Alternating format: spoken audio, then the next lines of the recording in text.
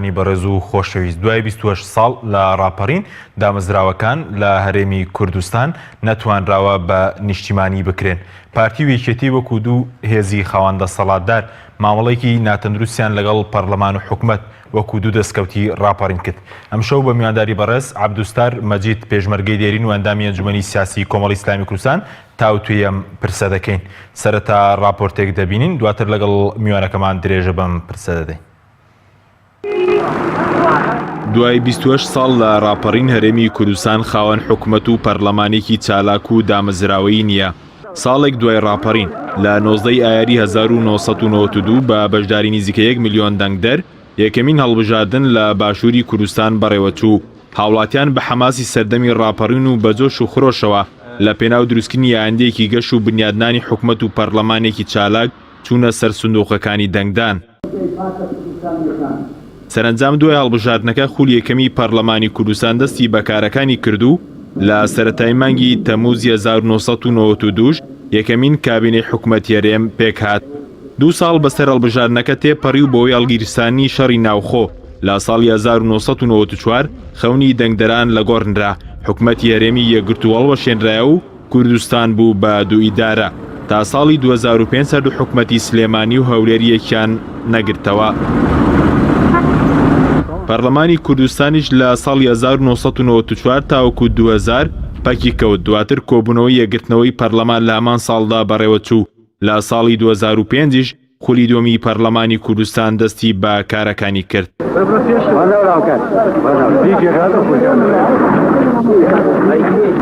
ئێستا کە 28 ساڵ بە سەرئەنجامدانی ڕاپەڕین تێپەڕ دەبێت، حکومەتی هەرێمی کوردستانش کابینەی بەڕێ کرد و بەرەو پێکێنانی کابینەی نوێم دەچێت. حکومەتی هەرێم بە درێژایی چارەگە سەدەیەک لە دوای ڕاپەڕین حکومەتێکی دامەزراوی و نیشتیمانی نییە و لە بەری حکومەت دوو حیزب دەسەڵاتدارن. بە جۆرێک هەردوو حیزبەکە هێزی چەکدار و دارایی جیاواز و پەیوەندی دەرەکی جیاوازیان هەیە. حکومەتی هەرێم لە ماوەی 27 ساڵی ڕابردوودا نەیتوانیوە خزمەتگوزارە سەرەتاییەکانی وەکو ئاو و کارەبا و ڕێگاوبان و موچە بۆ هاوڵاتیان دابین کات و کابینەکانی شکست خواردو بوون.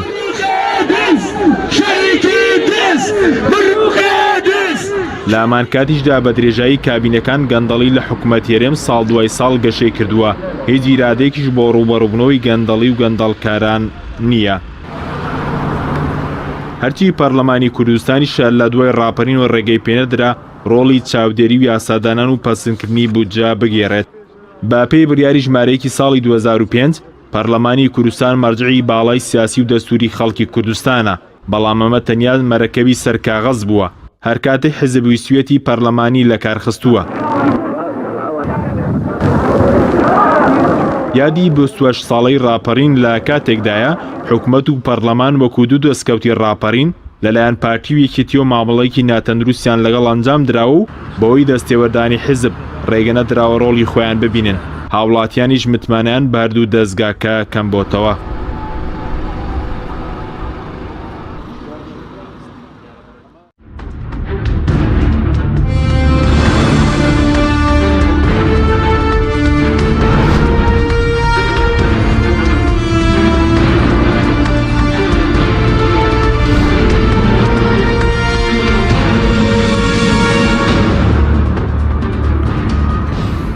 جارێکتر سڵاتان لەبێت بینەرانی بەڕێز. کاک عەبدوستار زۆر سوپاس بۆ بەشداریتان لە بەرنامەکەماندا. ئەگەر سەرەتا لەوە دەست پێ بکەین بە دیاریکراوی کە بەڕێزشان پێشمەرگەی دێرین بوون و ئاگاداری دۆخەکە بوون، ڕۆژانی بەر لە ڕاپەڕین چۆن بوو؟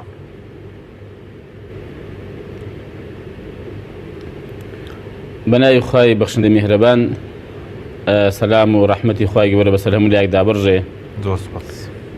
خۆشحاڵم زارێکی دیش بە ئێوەی بەڕێز و بینەرانی خۆشەویست دەگەینەوە لە ڕێگەی کەناڵی ئاسمانی پێیان. ئەوە هیوادارم ئێوە هەمیشە هەر ئاوا دڵسۆز و خەمخۆر و دەرخەری ڕاستیەکان بن و وەکو بە خۆشتان یەکێک لە خاڵە گرنگەکانتان بوێری و ڕاستی و ڕاشکاویە.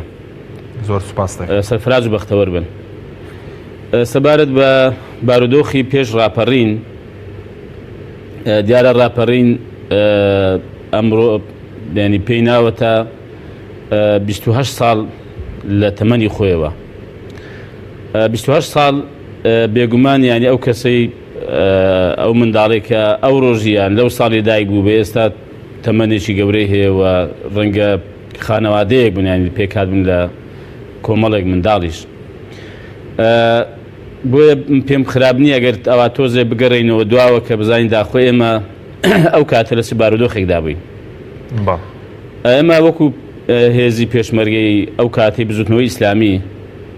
کە لە ناوچە ئازادکراوەکانی کوردستان هەبووین واتە لە ساڵانی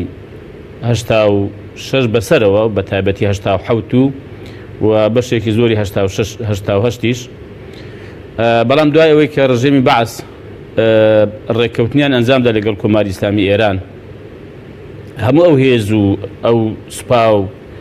و هێزە چەکدارێک کە هەیبوو بەشێکی زۆری بەگشت هێزی پێشمەرگەدا کرد و پێشمەرگە ناچار بوو بکشێتەوە سەر سنوورەکان و بەشێکیش ئاودیوی ئێران بوو ئەو کاتێ بەڕاستی بارودۆخەکان زۆر ناڕحەت بوون و زۆر بە قۆناغێکی دژواردا تێدەپەڕین لەبەرەوەی کە ڕاگرتنی جەنجی نێوان عێراق و ئێران کاریگەری زۆری هەبوو بۆ سەرهێزی پێشمەرگە ئێمە ئەو کاتێک کە هێندێک لە هێزەکانمان لە دیوی ئێران بوون پێیان ڕاگەیاندین وتیان ئێوەیان دەبێ سەر ڕێگاتەن لە پێشە یان دەبێ بستنەوە خاچی عێراق لەوێ درێژە بە شۆڕش پێشمەرگایەتی بدەن ئەگەر بتانێ وەکو هێزێکی چەکدار بمێننەوە یان دەبێ بەبێت چەک بێن لە ئوردوگاکان دابنیشن وەکو پەناهێندەیەک یا ئەگەر حەز دەکەن ئێمە کاراسانیتان بۆ بکەین دەتوانن خەڵکتان بچێت بۆ دەرەوە لە ڕێگەی ئەو کاتەی UN-ەوە دەتوانرا خەڵک داوای پەنابەری بکات لە وڵاتانەی ئەوروپی ئەمریکی بۆ پەنابەرێتی بۆ دەشکرا ئەو کاتەی ئێمە ئەو کاتی وەکو هێزەکان وەکو بزوتنەوەی ئیسلامی ئەو کات ئێمە ئەومان هەڵبژار کە درێژە بە شۆڕش پێشمەرگایەتی خۆمان دەدەین و ئامادەیمان هەیە خاچی ئێوە بەجێ بێڵین دەچینەوە خاچی کوردستان وەفعلاً ینی ئێمە ئەو کاتەی هاتنێ سەر سنوورەکان بە دیوی عێراقدا ئەو کاتەی وەکو شوێنەکانی بێدەلی خوارێ و پشکاوێ و بێدەلی سەرەوە و بنکە بارگاکانمە لەوێدانا تا ڕاپەڕی بەڵام بەڕاستی بارودۆخێکی سەخت بوو و هێزەکانی پێشمەرگە هێزی لایەنە سیاسیەکانی ئەو کاتە ئێمە ئاگادار بووین زۆر بێئومێد بوون لە دووبارە شۆڕشکردن و دۆزینەوەی ڕێگایەک بۆ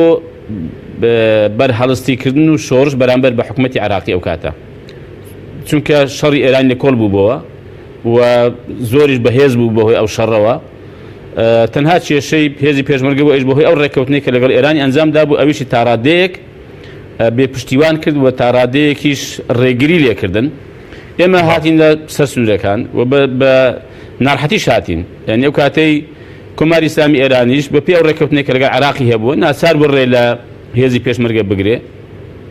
ئێمە بە ڕێقاساغەکاندا هاتین لە دۆڵی قاسمەڕەش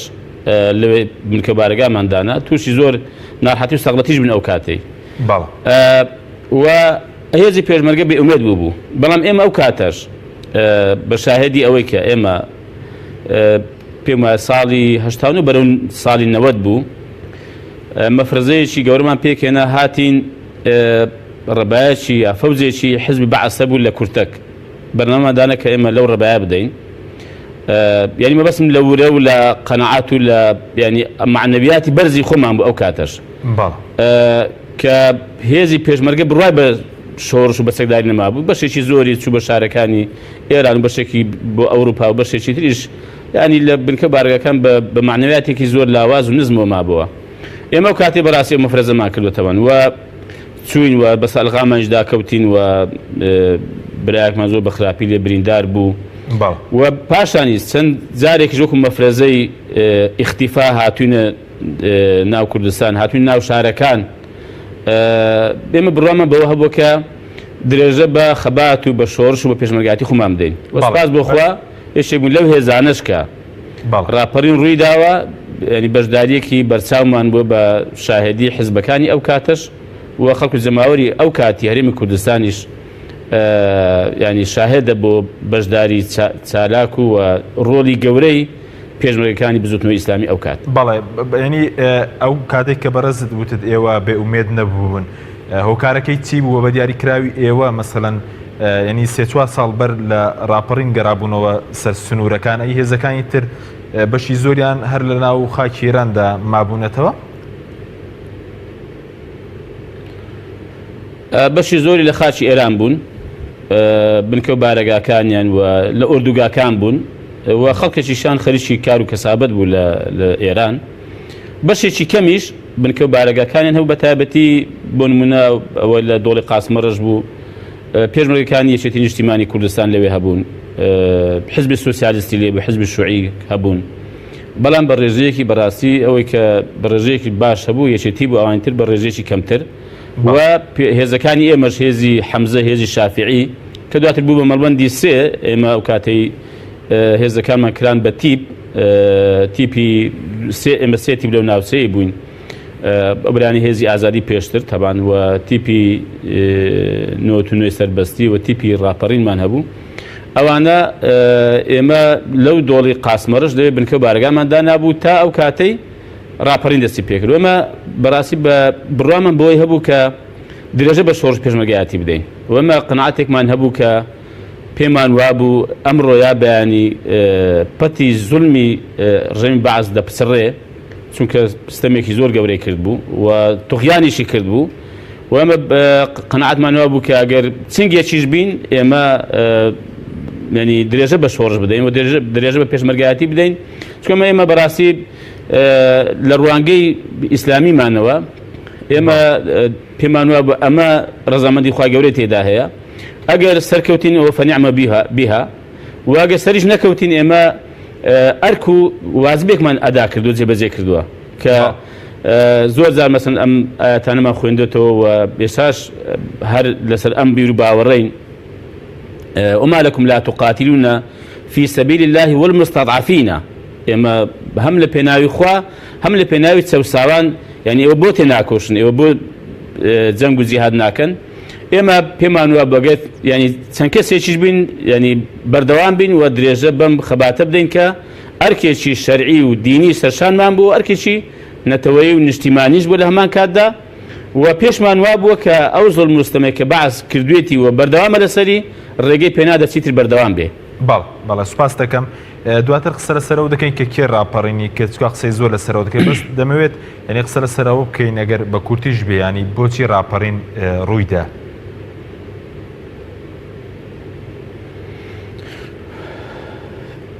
من پێم وایە هۆکاری سەرەکی بەرپابوونی ڕاپەڕین بریتی بۆ لەو زوڵم و ستەمە کە ڕژەمی بەعس کردوێتی و بریتی بۆ لەو کپکردنی ڕای ئازاد و فراحیزبی کە ئەو کاتی هەر باوی نەبووە لە زمانی ڕژەمی بەعسدا هەر قسەی لەسەر نەکراوە و بریتی بۆ لەو چەوسانەوەی کە بەعسەی بۆ بریتە بووە لەو قڕی و شاڵاوەکانی ئەنفال و چیمیایی بارانکردن و داپلۆسین و لە سێدارەدانی خەڵکی بێتاوان و هەر کەسێک کە بە ڕێگەیەکی لاوازیشەوە پەیوەندی بە هێزی پێشمەرگە بووبە یا خانەوادەی بووبانە یا برادەریان بووبانە زۆر بە شێوەیەکی دڕندانە مامەڵان لەگەڵ دەکرا. ئەو ستەمەی کە ینی ڕژەمی بەعس کە کردی لە کورد لە عەرەب لە شیعە بە تایبەت و لە غەیری شیعاش و لە ئێران کە شەڕێکی 8 ساڵەی ینی بە ئێران فرۆشت ئەو هەموو خەڵکێتیدا کوژراوە بە کوێت ینی کە پەلاماری کوێتیدا دار و بەردی کوێتی تاڵان کرد تاوان ئەوەی کە پێی کرا ئەنجامیدا ئەمانە بەڕاستی هەمووی هۆکار بوون بۆ ئەوەی کە ئەم ڕژێمە لەبەی بچێ وخوای گەورە دەرفەتەکەی واهێنا پێش دەرفەتێکی کردەوە و دەروی خێری لە گەلانی عێراق کردەوە بە تایبەتی لە کوردیش کە ئەوە سەرنجامی ستەمکاران بوو. بۆیە من پێم وایە دەبێ ئێمە لەو ڕۆژەوە زۆر وریابین ینی خوای گەورە کە باسی ستەم دەکا دەفەرمێ ینی بە ئێمە دەڵێ وسكنتم في مساكن الذين ظلموا أنفسهم يعني ئێوە چونە سەر جێگە و ڕێگەی ئەوانەی کە ستەمیان لەخۆ کردبوو ستەمیان لە خەڵکی خۆیان کرد بوو ستەمیان لە وڵات کرد بوو وتەبەیەن لەکم کەیفە فەعەلنا بهم و ئێوە بینیتان ئێمە چیمان پێکردن ئەین چۆن لە بینمان بردن چۆن ڕوڕەشمان کردن چۆن ینی دەسەڵاتمان ڕووخاندن وضربنا لكم الأمثال يعني خواهي قبل أوان منما بودينته يعني تماشاكن پند وەربگرن يعني آية إما وكو ملتي كرد وكو دسلاتي كردي وكو حزب لأنا كان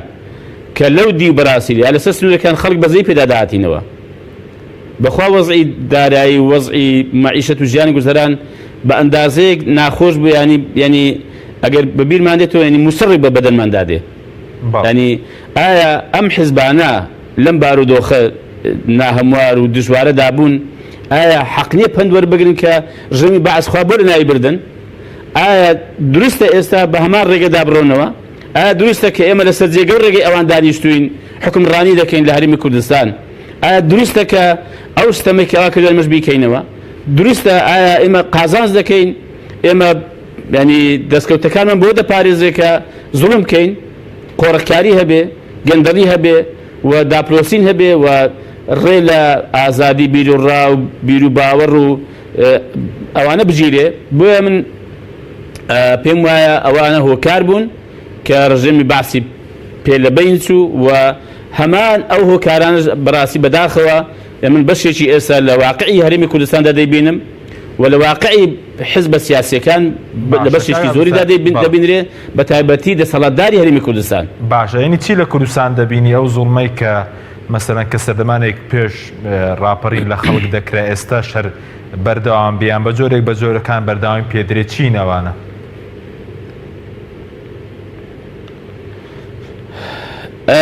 نەبوونی دادپەروەریە کە لە بەرامبەرەکەیدا ستەم دەبینەوە ستەمی سیاسی هەیە لە هەرێمی کوردستان و قۆڕەخکاری سیاسی هەیە لە هەرێمی کوردستان وەستەمی اقتصادی و ئابووری و دارایی هەیە لە هەرێمی کوردستان وەستەمی ئیداری هەیە لە هەرێمی کوردستان و ڕێگرتن لە ئازادبوون و ینی سیاسی وەکو تاگ وەکو ڕێکخرا وەکو ئەحزاب لە هەرێمی کوردستان تا ڕادەیەکی زۆر مەسەلەن ڕێگەری دەگیرێ و کب دەکرێتەوە بە تایبەتی ئەگەر زانرا کە ئەمە زیانی هەیە بۆ دەسەڵات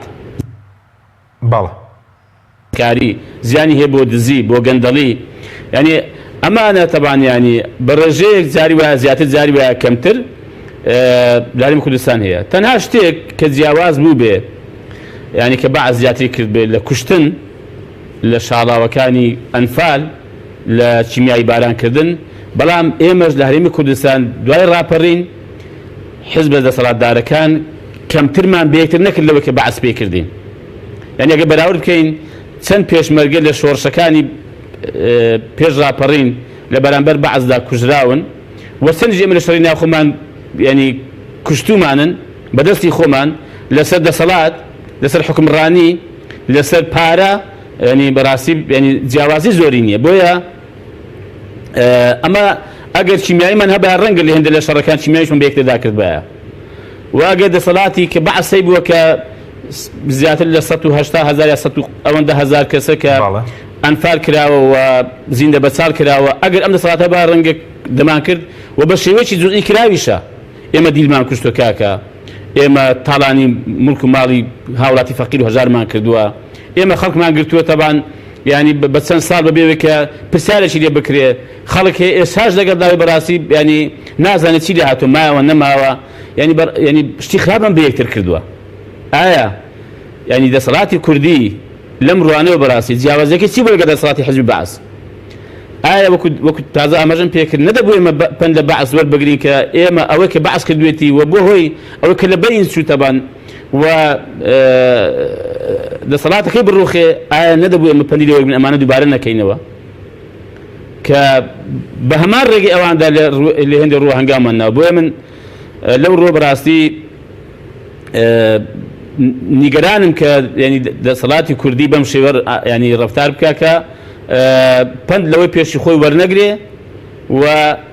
خوا دەروێشی خێری لێکردینەوە دەبوو ئێمە زۆر سپاسی خوامان کردوایە دەبوو هەرچی ئەو کە بەعس کردوێت ئێمە خۆمان لێ بەدوور گرت بایە چونکە سپاسکردنی خوا لەسەر نیعمەتە گەورەکانی بەتابەتی نیعمەتی ئازادی نیعمەتی کاکە دروستبوونی کیان و قەوارەی کوردی لە پەرلەمان لە مؤسسەی پەرلەمان لە مؤسسەی حکوومەت لە قەزا دەبوو بەڕاستی ئێمە ئەوانە هەموو بۆ خزمەتکردنی خەڵک بۆ خۆشگوزەرانی خەڵک و بۆ بەرەو پێشبردننی سێکتەرەکانی ئەم وڵاتە بەکاری بێنین ینی سوپاسکردنی خوا نیعمەتەکانمان بۆ زیاد دەکا و دەژمێنێتەوە بەڕاستی بەڵام سپاس نەکردنی خوددا بەمانای ئەوە کە بەو شێوەیە ڕەفتار نەکێت کە خوا پێی خۆشە ملت پێی بەختەوەر دەبێت کیان و قوارە پێ دەپارێزێ بڕوا بکە کاکە حەشیم گیان هەمان ئەو عاقبەت و سەرنجامێک کە بەعس تووشی بووە دەسەڵاتی کوردیش بەردەوام بێت لەسەر زوڵم و ستەم و لەسەر تێپەڕاندن و توغیانی هەمان چارەنووسیش ئەم ڕێبیانی چاوەڕێ دەکات. باشە زۆر باشە بەڕێزتر لەو چوارچێ وتارێکت نووسی بوو پرسیارێک دارەسەی خەڵک کردبوو ئایا ئامانجی ڕاپەڕین گۆڕنی ستەمکارێک بوو بۆ لەشکرێک دز و گەندەڵ ینی بەس وەڵامی پرسیارەکەت نەدابوو ئێسەگەر وەڵامیان دێەوە بەڕێزت ئەم پرسیارە دارەسەی خەڵک کردبوو خۆت وەڵامت چییە بۆ پرسیارە؟ وەڵاوی کە تازە پێش ئێستا ئاماژەم پێ کرد ئەوەیە کە بەعس بەڵێ گەندەڵی هەبووە بەعس بەڵێ زوڵم و ستەمی زۆر بووە بەعس و دزی هەبووە و داپلۆسینی هەبووە و قەتڵ و عامی هەبووە وەکو باسم کرد چیمیایی باران و چیمیایی بارانکردن و ئەنفارکردن و لە سێدارەدان و هەموو ئەمانەی هەبووە ڕاگواستن و تەرحیل و تعریب و بەڵام بەڕاستی خۆ بۆ ئەوە نەبووە کە فعلەن ینی کۆمەڵێک گەندەڵ لابێ کۆمەڵە گەندەڵی کە بێنی بەڵام ئەمزارێ بەر ڕووی کوردی بێ دەموچاوی کوردی بێ یەکاکە بە ئەوە نەبووە کە بەڕاستی ینی ملازمێکی عەرەب لابێ کەستەمی کردو بێ ئەوزارەی عەقید و ملازمێکی کە بێنی مەسەن ئەویش کەستەم کا بە نەوعێکە لە کورد خۆی ستەم هەر ستەمە بەڕاستی عەرەبی بیکە تورکی بیکە فارسی بیکە کوردی بیکە و بەڕای من کوردێک کە ستەم لە میلەتەکەی خۆی دەکا ستەمەکەی گەورەتر و خراپترە لە عەرەبێک کە لە کوردی دەکا ڕەنگە بەهۆی شۆڤێنیتەوە بیکە یا فارسێک یا تورکێک بۆ شۆڤێنیتەوە بەهۆی قەومیەتەوە بەهۆی عنسوریەتەوە ڕەنگە ینی ستەم لە کورد یا لە میلەتی کورد بکە بەڵام کاکە تو مەسەلەن بە ناوی دەسەڵاتی کوردی بە ناوی حکوومەتی کوردی بە ناوی موسساتی کوردی میلەتی خۆت بچەوسێنیەوە مەسەلەن هەرچی سامان و سەرەتی ئەم وڵاتەیە مەسەلەن قۆرخیکەی خەڵچێک مەسەلەن زۆر پڕ بێ خەڵچێک پڕ بێ ئەنی خەڵک لەسەری برژێتەوە خەڵک لەبەری ببڕێ خەڵک مەسەلەن جی لەبەر تێری ئازار و ژانی هەبێ خەڵکیش لە برسان هاوارکە معقول نیە بەڕاستی ینی ئێمە خۆمان زوڵمان لە خۆ بکەین خۆمان ستەمە لە میلەتی خۆمان بکەین لە کاتێکدا کە خەڵک چاوەڕێ بووە کە دەسەڵاتی کوردی دەسەڵاتێکی تر بێ و بە شێوەیەکی تر مامەڵە بکە بۆیە من پێم وایە دەبێ ئێمە هەوڵ بدەین ئەم مؤسساتانێک کە من ئاماژەشم پێ کردووە ئەم مؤسساتانی حکوومەت پەرلەمان ینی دادوەری ئەمانە بکەین بە مؤسساتی نیشتیمانی ئەمانە بەڕاستی حزب دەستی تێوەرنەدا حزب ینی ڕێوشێنی بۆ دیاری نەکە حزب بڕیاری بۆ دەرنەکە حزب هەر وەختێک ئارەزووی بوو کە بزانی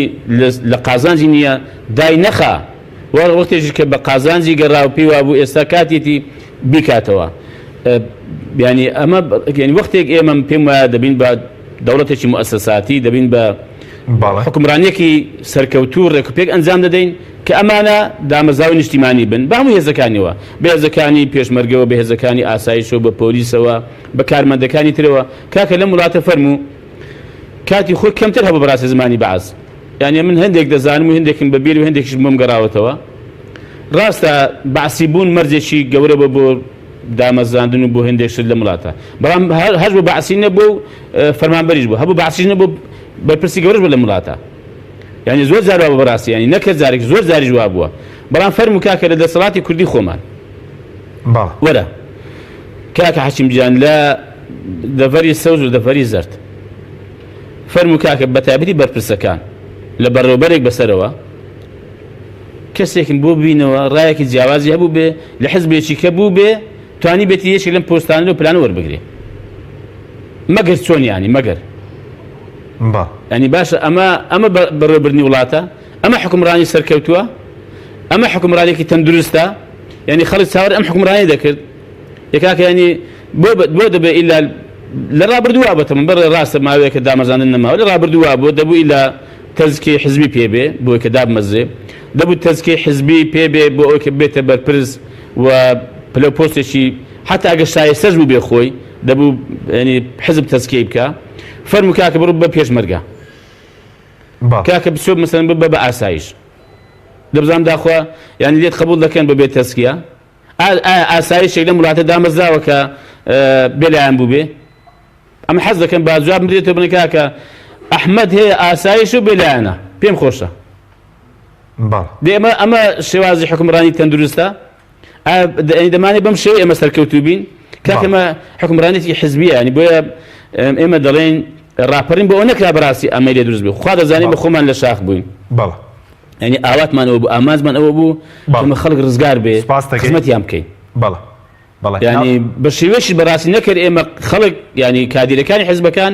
بە شێوەیە قسەیان بۆ خەڵک دەکرد کە کاکە بزاندا خۆ چۆن ژیانتان دەکەین بە بەهەشت ینی قسەی وایان دەکرد خەڵک ئێستا دەیجێتەوە وەکو پێکەین دەیجێتەوە بڕوا بکە ینی بە پێکەین و دەڵێن کاکە قەرار بۆمان بکەن بە بەهەشت ینی دەست و دەر و شاخ هەمووی بێ بە سەوزایی بێ بە شوێنی مەسەڵەن گەشت و گوزار و مەسەڵەن خەڵک لە ڕەفاهێتێکی زۆر خۆشدا بێ و ئەم ستەم و زوڵمێک کە کراوە خەڵک لەبیری بچێتەوە و لە ژیانێکی ئاسوودە و ینی ئەمان و پڕنان و ژیانێکی خۆش گوزەران بێ. سپاس دەکەین. ناوبڕێکمانەیە دوای ناوبڕەکە قسە لەسەرەوە دەکەین کە بۆچی بەشێک لە ئەوانەی کە لە سەردەمی شاخ هیچیان نەبوو دۆڵەمەند بوون وەکو خۆش داماژ پێکرد کە خەڵکەوە بەزەی مەسەلەن بە پێشمەرگە و سەرکردەکان لە هاتوتۆ لە سەردەمی شاخ دەگرێم و لای بەڕێز دوای ناوبڕەکە. بەڵێ بەڵێ دیارە جارێ ناوبڕەکەمان ئامادە نییە کاک عەبدولستار سەبارەت بە مەسەلەیەوەی کە بەڕێز وتت بۆچی مەسەلەن ئێوە لە سەردەمێکە مەسەلەن کە لە شاخ بوون هەمووتان بەیەکەوە بوون بە دیاریکراوی سەرکردەکان خاوەنی چی بوون و ئێستا خاوەنی چی؟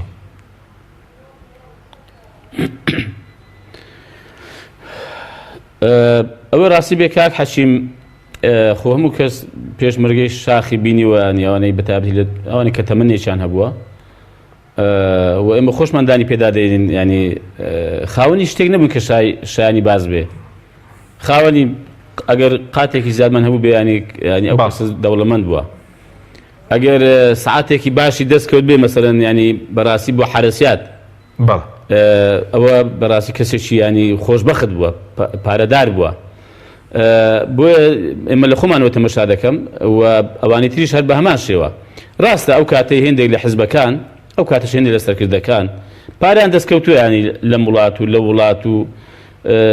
شتێکیان دەستکەوتووە بەڵام بەڕاستی بەم شێوەیە ئێستا کە ئەوش ئەم پێم وایە ئەوش هەر پارەی خەڵک بۆ پارەی میلەت بووە پارەی شۆڕش بووە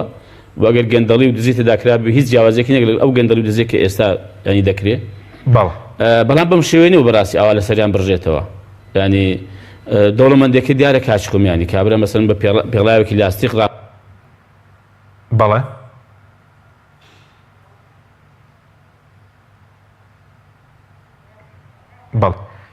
بەڵێ بینەرانی بەڕێز ناوبڕێک و دەگەڕێنە وڵاتان لەگەڵمان بمێننەوە. تۆپ ئارت تاکە بریکاری تۆڕی میدیایی کۆمەڵ بۆ دروستکردن و بڵاوکردنەوەی ڕیکلام. تۆپ ئارت. ئایا تا ئێستا بیرت لەوە کردوتەوە کە ئینتەرنێتێکی بێسنوور بەکاربێنی یان بیرت لەوە کردوتەوە کە بۆ هەفتەیەک یان 2 هەفتە ئینتەرنێتی بێسنوور بەکاربێنی سەرەڕای هەموو ئەمانە تا ئێستا بیرت لەوە کردوتەوە کە بۆ یاری ئەلکترۆنیەکان ئینتەرنێتی بێسنوور بەکاربێنی؟ بێگومان نەخێر فانسی نێت هەموو ئەم کێشانەت بۆ چارەسەر دەکات. تۆش دەتوانیت بۆ ماوەی هەفتەیەک یان 2 هەفتە یان مانگێک بەردەوام بێسنوور لەگەڵمان بیت. ئێستا خزمەتگوزاریەکانمان لەم شوێنانە بەردەستە: سلەیمانی، شارباژێر، شارە زوور، هەڵەبجە، سەی سادق، عربەت، پێنجوێن، بازیان، تاسڵوجە و زەرگوێز. فانسی نێت هەمیشە ئینتەرنێتی بێسنوور. خوانێکی تایبەت لەگەڵ ڤیتا تاقیب کەرەوە پێشکەشی خێزان و ئازیزانتی بکە. ڕۆنی ڤیتا لە ڕووەکی سروشتی بەرهەمدێت و پێکهاتەکەی چەوریە زیان بەخشەکانی تێدا نییە. ڕۆنی ڤیتا باشترین ڕۆنی لە 100% سروشتی. ڤیتا نهێنی خواردنە بەتامەکانی سەر سفرەکەت. تۆپ ئارت تاکە بریکاری تۆڕی میدیایی کۆمەڵ بۆ دروستکردن و بڵاوکردنەوەی ڕیکلام. تۆپ ئارت. آرت.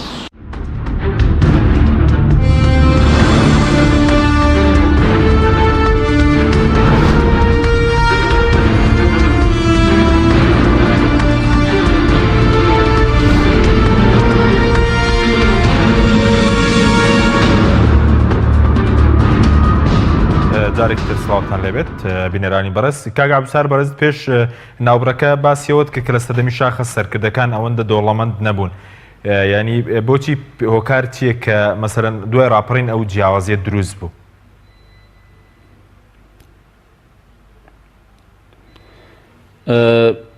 وڵای یەکەم کاک حەشیم هۆکارەکەی ئەوەیە کە ئێمە دوای ڕاپەڕین ڕاستە پەرلەمانمان دروست کرد و حکوومەتمان دروست کرد بەڵام نەتوانرا یاسا سەرۆر بکرێ و نەتوانرا پەرلەمان ڕۆڵی چاودێری خۆی بە تەواوی بجێڕێ و لێپرسینەوە لە بەرپرسەکان بکە چه حکوومەت و غێری حکوومەت و هیچ پرۆژە بەرنامەیەک نەبوو بۆ ئەوەی کە ڕێگری لەم لێشاوی خۆ دەوڵەمەندکردنە بگرێ و ڕێگری لە لێشاوی قۆڕەکاری بگرێ کە بە شێوەیەکی زۆر بە فراوان ینی پەرێسەند وەک بڵێ بەڕاستی شۆڕش و ڕاپەڕین بۆ ئەو کرابە کە ینی بەرپرسەکان خۆیان دەوڵەمەندکەن و بۆکو تاقمێکی بەداخەوە ینی بێڵێم بەشێکی زۆری تاڵانچی و خەڵکێکی چەتە بێنە بەرچاو کە خەریکی تاڵان و خەریکی قۆڕەخکاری جا لە هەموو ڕۆکانەوە بەڕاستی لە وەکو باسم کرد لە ڕووی ئابووریەوە لە ڕووی سیاسیەوە لە ڕووی ئیداریەوە جا بەداخەوە ئەم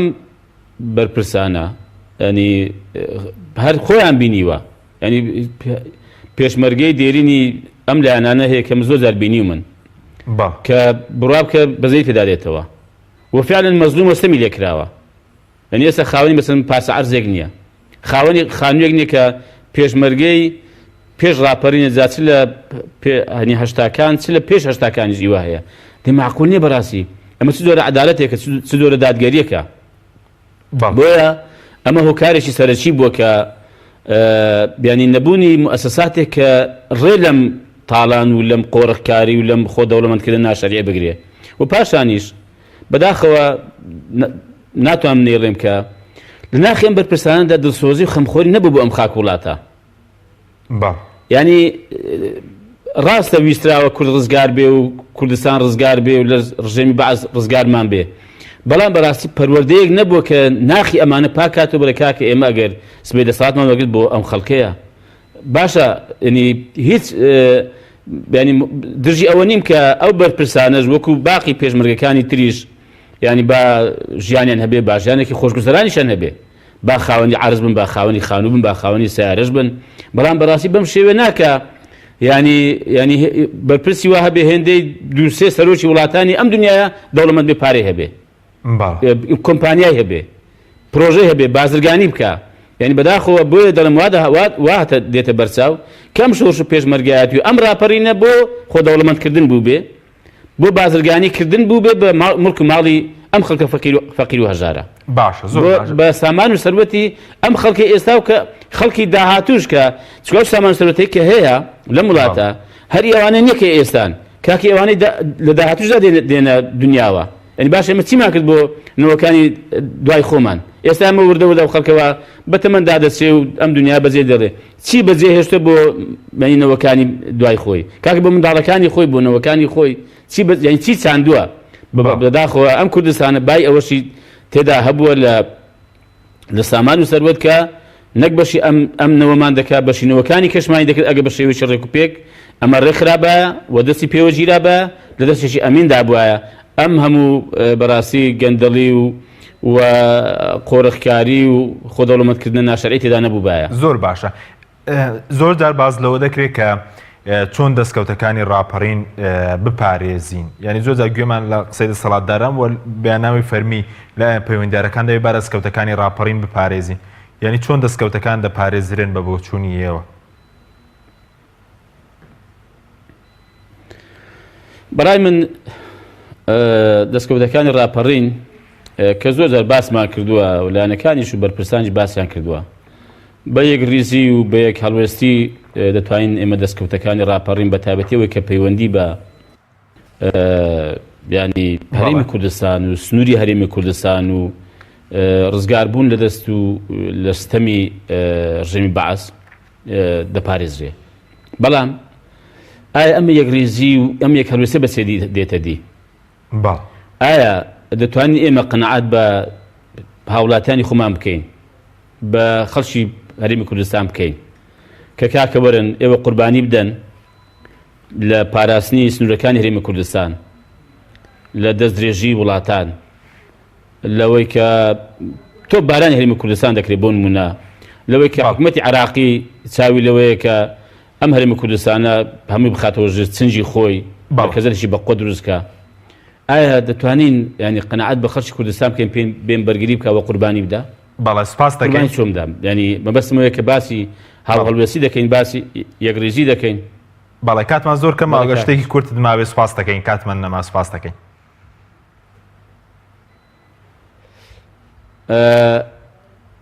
ئەدی پێم وایە ینی دەستکەوت بۆ دەپارێزرێ کە ینی دادگەری بێ لەم هەرێمی کوردستانە و خەڵک ینی قەنەعاتی بۆ دروست بێ کە هەرێمی کوردستان مڵکی ئەویشە، ئەو خاوەنێتی ئەویش خاوەنە، تەنها خاوەنەکەی بریتنی لە چەند بەرپرسێک و چەند حزبێک کە وەکو باسم ینی قۆرخی دەسەڵاتەکانی سیاسی و ئیداری و دارایی هەرێمی کوردستان بکەن و جێڕانەوەی دادپەروەری و دادگەریە لە هەرێمی کوردستان بە شێوەیە کە خەڵک تێدا بەختەوەر بێ و خەڵک تێدا ستەمکار و ستەملێکراو نەبینێ، بەڵکو خەڵک هەمووی هاوڵاتی بێ لە هەرێمی کوردستانەوە سوودمەندیش بێ لە هەموو ئەو داهات و هەموو ئەو سامان و سەروەت و هەموو ئەو دەسەڵاتەی کە لە پێویستی بە قەدەرە خۆی و ئەو خاوەنی وڵات و خاوەنی سامان و خاوەنی سەروەت و خاوەنی نەتەوە و نیشتیمان و خاکەی زانی ئەو کاتەی بێگومان بەڕاستی بەرگریشی دەکا و دەستکەوتەکانیش دەپارێزرێ. بەڵێ زۆر سپاس کاتمانەوە، زۆر سپاس بۆ بەڕێز عەبدوستار مەجید پێشمەرگەی دێرین و ئەندامی ئەنجومەنی سیاسی کۆمەڵی ئیسلامی کوردستان کە لە هەولێرەوە لەگەڵ مامۆی. سوپاس بۆ ئێوە بینەرانی بەڕێز، سوپاس بۆ ئەو کارانم تا بەرنامەیەکی دیکە، خواتان لەگەڵ.